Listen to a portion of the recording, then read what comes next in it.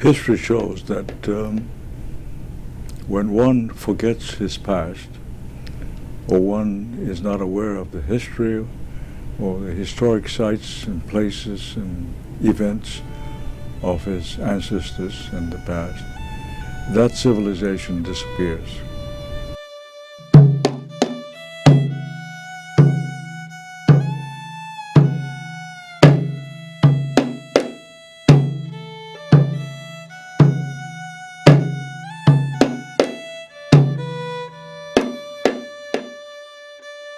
A lot of historic preservation people think of as restoring buildings or restoring streetscapes, but it's really about telling stories, and it's through the way in which one can preserve a building, a community, a historic community, that we can explore stories that unfortunately oftentimes are lost.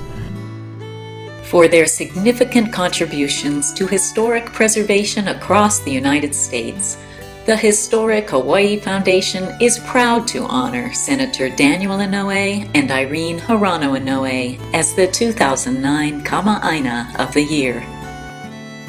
On behalf of the nation's historic preservation community, I would like to thank Senator and Mrs. Inouye for their dedication to preserving our nation's historic and cultural treasures. Their efforts have made a meaningful impact on Hawaii and our nation. Here in Hawaii, there is so much rich history and culture that often is not very well known by the larger U.S. public. And a lot of the work that Dan has done is to really bring that to light, to have that be part of our American fabric. He has both actively led and participated in efforts to amend the National Historic Preservation Act to make it more inclusive and therefore much more effective. And in changing that, he changed the dialogue around historic preservation around this country forever.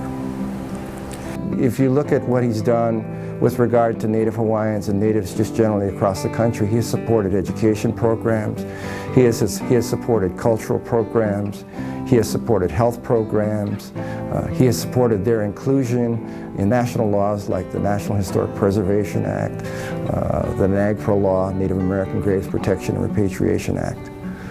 His work around things like NAGPRA and National Historic Preservation Act all speak to allowing more and more voices at the table and ensuring that everyone gets heard before decisions get made. There was a great deal of resistance. The courage on the part of the senator to say, no, this is the right thing, and we're going to do it. Without that, none of it would have happened. What's important, I think, about Senator Inouye's involvement in all of this is that it is consistent with his view that Native Hawaiians and that the Native people have a culture and a way that needs to be protected. Hawaiian history is so exciting and one that Hawaiians can be proud of.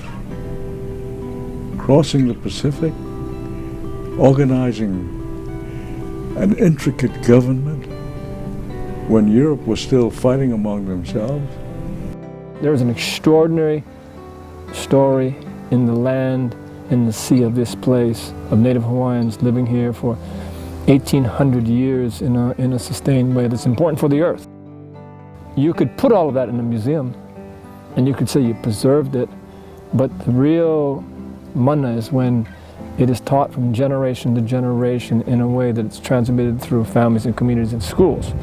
He, more than anybody on the earth, had more to do with giving the strength and the support to allow our own people to heal themselves.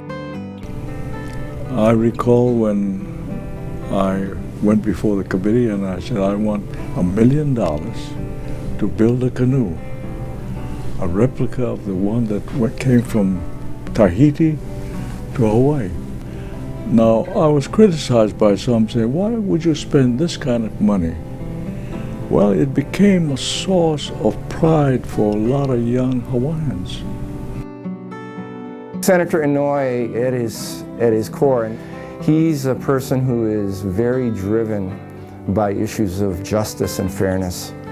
And I'm certain that part of that had to originate, you know, at an early age. He tells a story about his mother having her parents die at a very young age and then being hanai'd by a Hawaiian family. So she lived with this Hawaiian family for over a year, and she always reminded me how great life it was and how much she owes the Hawaiian people for rescuing her at a time of greatest need. And she gave me insight on Hawaiian people, what little she knew about the history. And then when I became a politician and sought public office, she said, now that you're in there and you can do something, you will express my gratitude to the Hawaiian people through your action.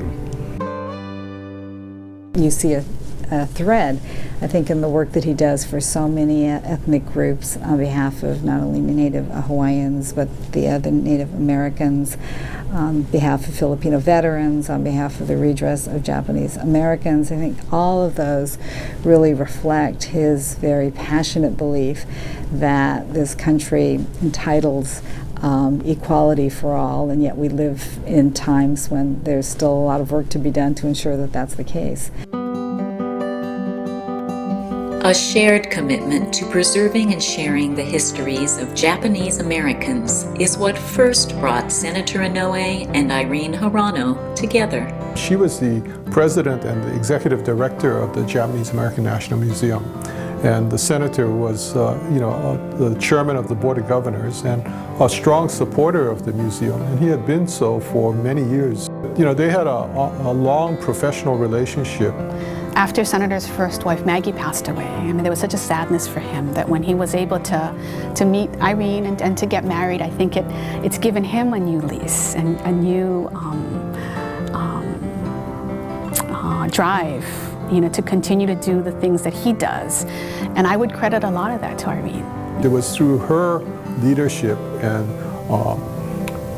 her quiet dynamism that the museum is what it is today as an institution. She took it on when it was basically just an idea. The museum was really, looking back on it, was a pretty audacious dream. I mean, what they were trying to do, the amount of money they were trying to raise, the scope of the enterprise they were doing was, was pretty daring thing to try to pull off at that time. But, she didn't blink an eye. She's done what she's done and accomplished what she's done by her own drive and professionalism. So putting the two of them together, has been exciting. For us in Hawaii, I think that Irene's marriage to the senator is a great thing, because I know that his step seems to be a little lighter. He has rebounded and he is happy. Yeah, you can see that in his face. Don't you think they got a bargain?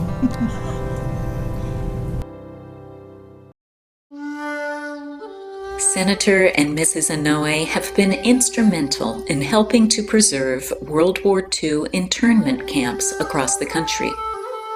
Preserving that history, sharing that history with future generations are very important from a personal level, because he lived through it and she experienced it with her family members.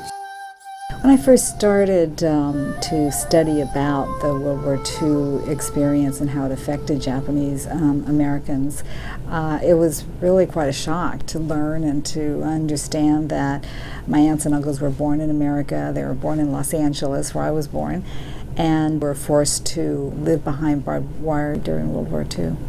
My grandfather lost his farm and all of his belongings. My father served in the military, so while his family was behind barbed wire, he was fighting in the Pacific. So it is an opportunity for finding out about our own personal history, but then one that affected, of course, 120,000 Japanese Americans that were incarcerated during World War II. Here on Oahu, important work is now going on to preserve the internment camp at Honouliuli, which once extended over 100 acres. I didn't know about Honouliuli until after the war. I used to wonder when I was a young kid at 17, where did the Buddhist priest in our neighborhood disappear to? because one day he was here and next day he's gone. The school principal at the Japanese language school, he also disappeared. Then later I found out that they were all interned in Honolulu. At the time, it was very, very isolated in a gulch, kind of surrounded by mountains on either side. The internees actually referred to it as Jikokudani, or Hell Valley, because of the heat that kind of gets trapped in the gulch. Over 300 American citizens of Japanese, German, and Italian descent were imprisoned at Honolulu together with over 2,000 prisoners of war.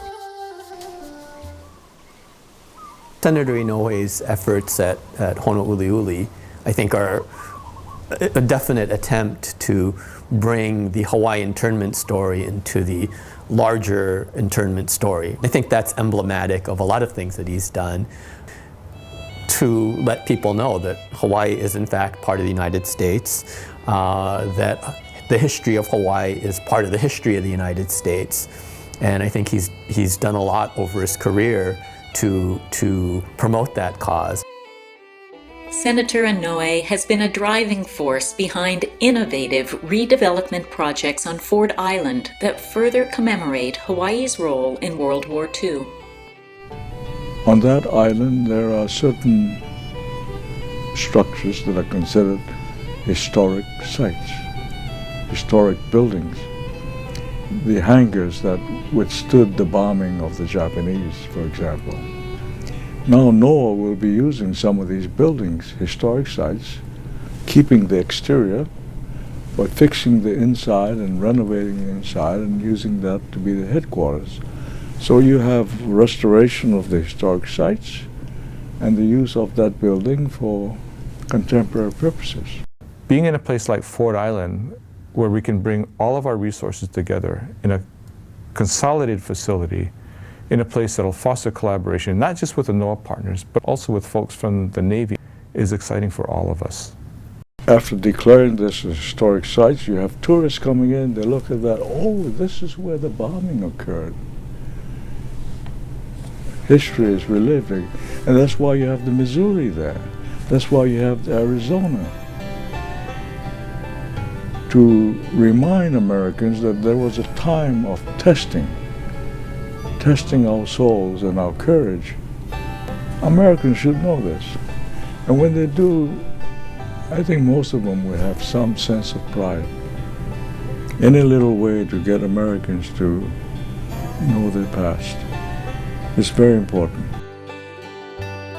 You know, whatever we can buy as a commodity is here and gone tomorrow. But it's really that history and that legacy that we can all pass on.